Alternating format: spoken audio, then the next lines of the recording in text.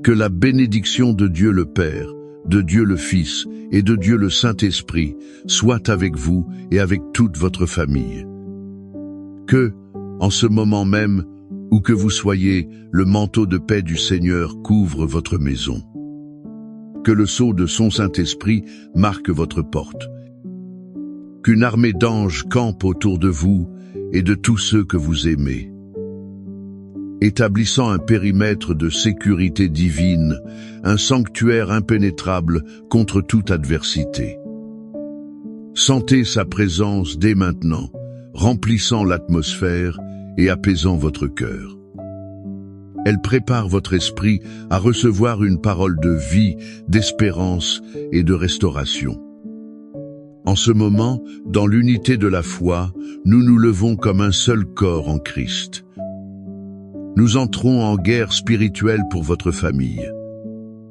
Au nom de Jésus-Christ de Nazareth, par le pouvoir de son sang versé sur la croix du Calvaire, nous nous positionnons. Nous le faisons dans l'autorité qu'il nous a accordée. Nous brisons toute malédiction de division, tout décret de divorce et toute parole de discorde. Elles ont été lancées contre votre foyer. Nous défaisons tout lien de discorde, tout esprit de rébellion et de désobéissance.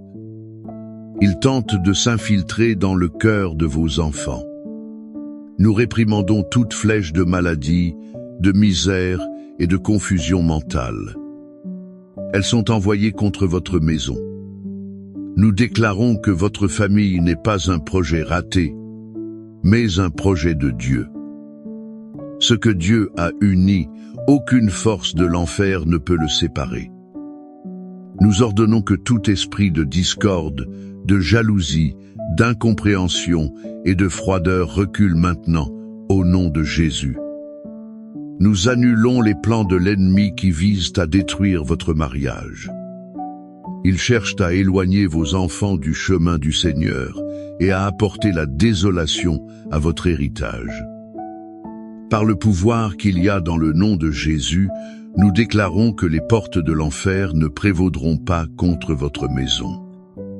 Nous scellons cette prière et votre famille avec le sang précieux de l'agneau. Nous déclarons que l'ennemi n'a ni part ni pouvoir sur votre vie, sur votre conjoint, sur vos enfants et sur vos finances. La victoire de Christ sur la croix est la victoire de votre famille aujourd'hui. Maintenant, je vous invite à calmer votre cœur et à respirer profondément. Laissez de côté les anxiétés de la bataille un instant.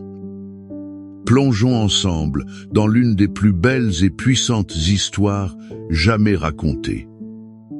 C'est une histoire qui révèle le cœur de notre Père Céleste. Nous la trouvons dans le livre de Luc, chapitre 15. C'est la parabole du Fils prodigue, mais je préfère l'appeler la parabole du Père miséricordieux. Il y avait un homme qui avait 2 fils. Le plus jeune, par arrogance et précipitation, demande à son père sa part d'héritage. En d'autres termes, il disait « Père, pour moi, tu es déjà mort. Je veux seulement ce qui me revient de droit. » Imaginez la douleur dans le cœur de ce père. Malgré tout, avec une douleur profonde, il partage les biens. Le plus jeune fils part pour une terre lointaine. Là, il gaspille tout ce qu'il avait dans une vie d'excès et de péché. Quand l'argent vient à manquer, une grande famine s'abat sur la terre. Il se retrouve désespéré au point de vouloir manger la nourriture des porcs. C'était l'animal le plus impur pour un juif. Dans cette porcherie, au plus profond de l'abîme, la Bible dit qu'il revint à lui-même. Il se souvint de la maison de son père, où même les serviteurs avaient du pain en abondance. Pendant ce temps, lui, il périssait de faim. Il prend alors une décision. « Je me lèverai et j'irai vers mon père, et je lui dirai, « Père, j'ai péché contre le ciel et devant toi. Je ne suis plus digne d'être appelé ton fils, traite-moi comme l'un de tes ouvriers. » Tandis qu'il répétait son discours d'humiliation, il était loin de se douter de ce qui l'attendait. La Bible nous donne un détail émouvant. « Et il se leva, et s'en alla vers son père. Comme il était encore loin, son père le vit et fut rempli de compassion. Il courut, se jeta à son cou et l'embrassa. » Notez que le père l'a vu de loin. Cela signifie que chaque jour, ce père montait au point le plus élevé de sa propriété. Il regardait la route, attendant, désirant ardemment, le cœur brisé, le retour du fils qu'il avait rejeté. Il n'attendit pas que le fils termine son discours. Il courut, l'embrassa, le baisa. Au lieu de l'humilier, il donna un ordre de célébration. « Apportez vite la plus belle robe, et mettez-lui un anneau au doigt et des sandales aux pieds. Amenez le veau gras, tuez-le, et mangeons et réjouissons-nous. Car mon fils que voici était mort, et il est revenu à la vie, il était perdu, et il est retrouvé. » De cette histoire qui touche l'âme, nous pouvons tirer des leçons vitales pour notre famille aujourd'hui. La première est la certitude inébranlable de l'amour inconditionnel du Père. L'amour de Dieu pour vous et vos enfants ne dépend pas de leur performance. Ce Père n'a pas cessé d'aimer son Fils un seul instant. Si vous êtes un père ou une mère qui pleure un enfant égaré, perdu dans le monde, sachez que l'amour de Dieu pour lui est encore plus grand que le vôtre. Dieu n'abandonne pas nos enfants, et nous non plus ne pouvons abandonner. Il continue de regarder la route, attendant le retour. Votre prière est ce qui maintient l'espérance vivante dans son cœur. La deuxième leçon est qu'il y a toujours un chemin de retour. Peu importe la distance parcourue par un membre de la famille, ni la profondeur de l'abîme de l'erreur. Le retour à soi est toujours une possibilité. Le Saint-Esprit travaille en ce moment même dans le cœur de cet enfant, de ce conjoint ou de ce parent éloigné. Il le pousse à se souvenir de la maison du Père, à désirer la communion, la paix et l'amour. Ces derniers n'existent que dans la présence de Dieu. Ne pensez jamais qu'un cas est perdu. Pour Dieu, toute vie a l'espérance de la rédemption et de la restauration. Votre foi peut être le catalyseur de cet éveil. Et la troisième leçon peut être la plus cruciale pour la guérison de nos familles, est le pouvoir du pardon qui restaure. Le Père n'a pas dit « je te l'avais dit ». Il n'a pas imposé de période de probation.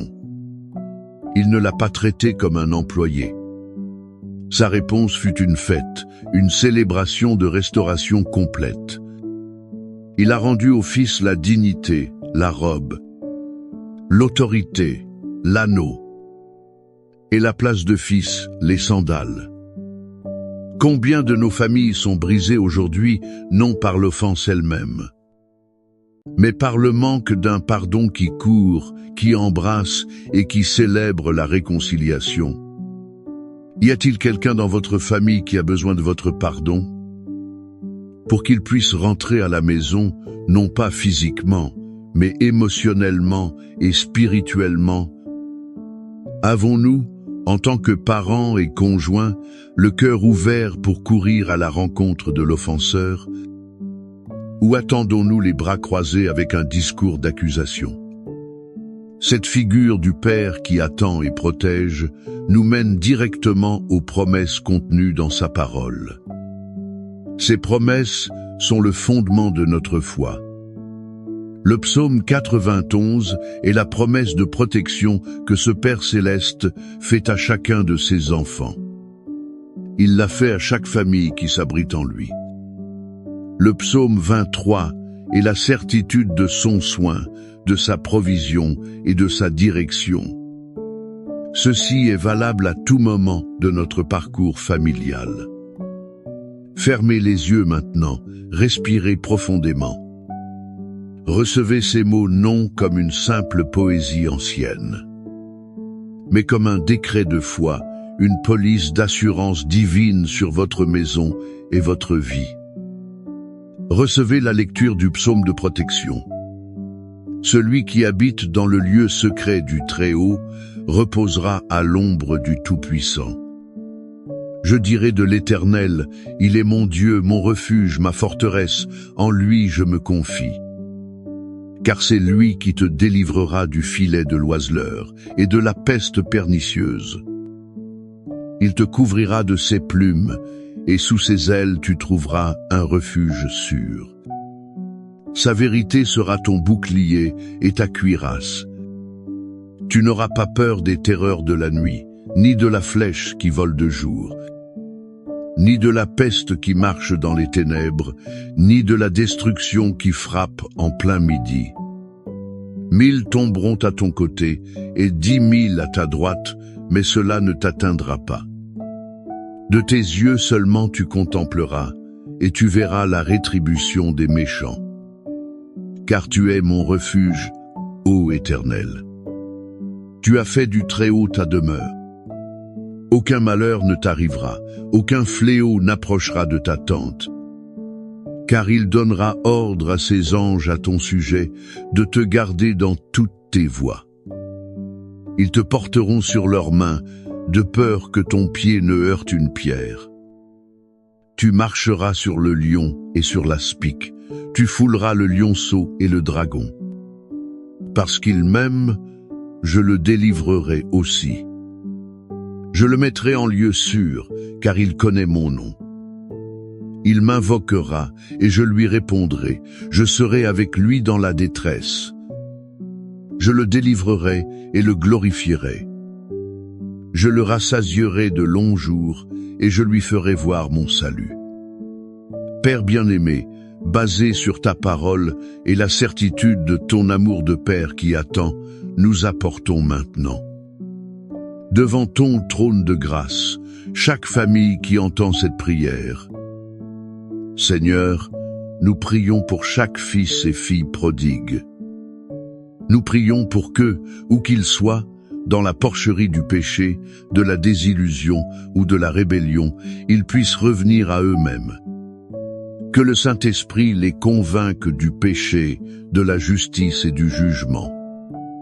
Et qu'ils mettent dans leur cœur une nostalgie insupportable de la maison du Père. Nous te demandons, Père, de préparer toi-même le chemin du retour. Qu'ils sentent ton étreinte avant même d'arriver. Nous te donnons, en tant que pères et mères, la grâce de les recevoir avec un cœur pardonnant, sans accusation. Nous sommes prêts à célébrer la restauration. Nous prions pour les mariages en crise. Seigneur, tu es le Père de l'alliance. Restaure l'alliance matrimoniale brisée par l'infidélité, les paroles dures et l'indifférence. Guéris les blessures de la trahison et de la déception. Abat les murs d'orgueil et d'amertume qui séparent mari et femme. Que l'amour qui les a unis un jour soit ravivé par le feu de ton esprit. Qu'il y ait du dialogue, du pardon et une décision mutuelle de recommencer. Non pas basée sur les sentiments, mais sur le roc de ta parole. Nous prions pour l'harmonie et l'unité familiale. Là où il y a des frères qui ne se parlent pas, des parents et des enfants blessés, des querelles d'héritage ou de vieilles blessures. Nous clamons pour ta paix qui surpasse toute intelligence. Que le pouvoir du pardon, exemplifié dans l'histoire du Père miséricordieux, inonde chaque cœur. Que les membres de la famille puissent se voir comme tu les vois, avec amour et compassion. Nous clamons aussi pour ta provision, conformément à la promesse du psaume 23. Tu es notre berger, et rien ne nous manquera. Pour la famille confrontée à des difficultés financières, que le pain ne manque pas à table. Ouvre les portes de l'emploi, de la provision, multiplie les ressources. Qu'ils puissent expérimenter que tu prépares une table en présence de leurs angoisses. Et que leur coupe débordera de ta bénédiction. Et enfin, nous prions pour la guérison. Touche les corps malades au sein de ces familles, Seigneur. De la maladie la plus simple à la plus complexe, nous déclarons ta guérison sur eux. Mais nous prions aussi pour la guérison de l'âme, pour le soulagement de l'anxiété des mères, pour la pression sur les pères et la confusion dans l'esprit des jeunes. Que ta présence apporte une guérison intégrale, physique, émotionnelle et spirituelle, pour chaque membre de la famille. Maintenant, je vous invite à un acte de foi. Écrivez le nom de votre famille ou votre demande spécifique dans les commentaires. Ce n'est pas seulement un commentaire, c'est un mémorial de foi. C'est une déclaration que vous confiez cette cause entre les mains du Père qui peut tout faire. Que la paix qui surpasse toute intelligence, venant du Père d'amour, garde votre cœur et votre esprit en Christ Jésus. Que la certitude de la protection du psaume 91 et du soin du psaume 23 soit votre force quotidienne. Rappelez-vous toujours, peu importe à quelle distance le Fils est parti. Le Père reste sur le porche, les bras ouverts, attendant avec impatience son retour. Ne perdez pas espoir. Continuez à prier, continuez à aimer, continuez à espérer dans le Seigneur. Car sa fidélité dure pour toujours et son amour restaure toutes choses. Recevez cette bénédiction et la victoire pour votre maison. Amen.